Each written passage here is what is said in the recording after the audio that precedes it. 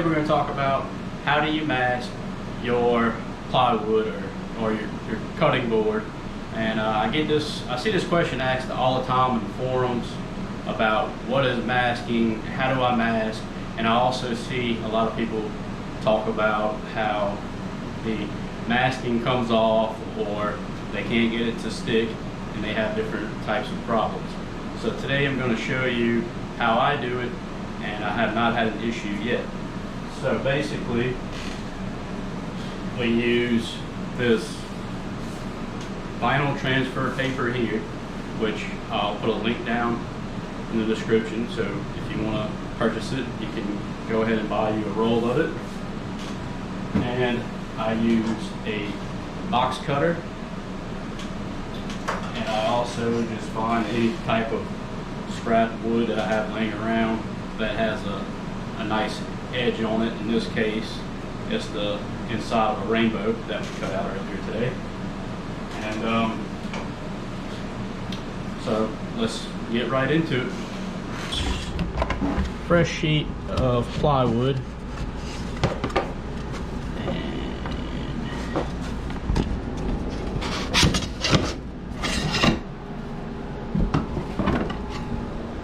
Okay, and this is a 1/4 inch plywood that we got from Home Depot online.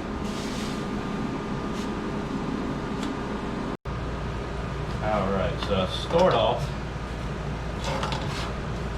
by pulling the paper.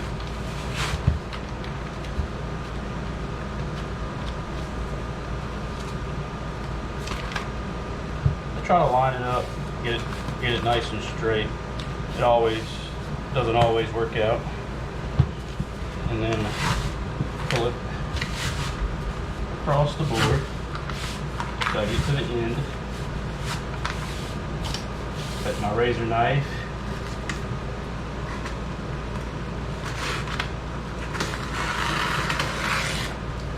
try and get a nice straight cut. Doesn't always work out that way. Okay. Paper here to the side. It looks like we have full coverage on the board.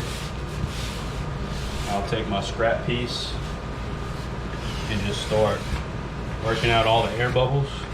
And this also helps make it stick really, really good to the board here.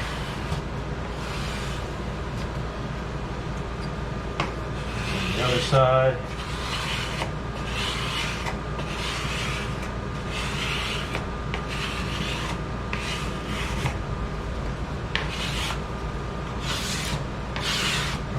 Go over it one more time to make sure it's good on there.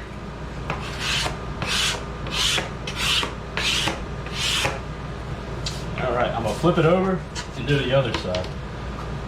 Now a lot of people ask all the time, do you do just one side, do you do both sides? Typically, depending on the project, but almost always I do both sides, because if you're making a cutout, that that soot and that smoke and that heat will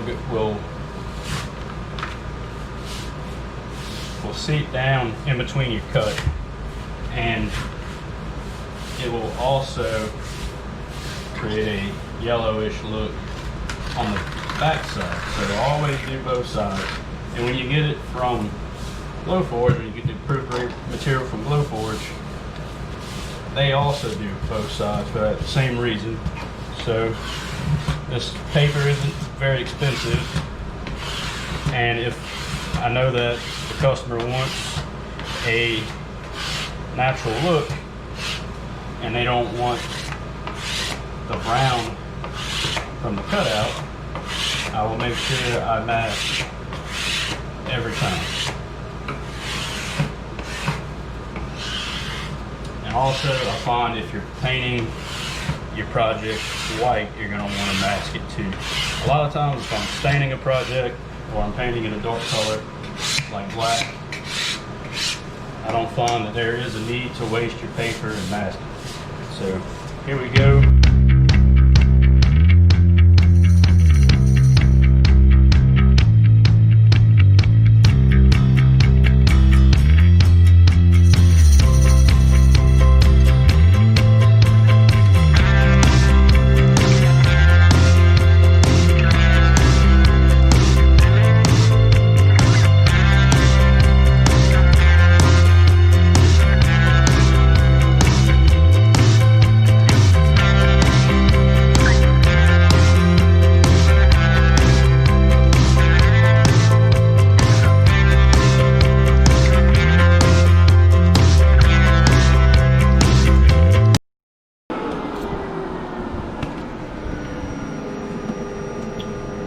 Okay, let's see how we did.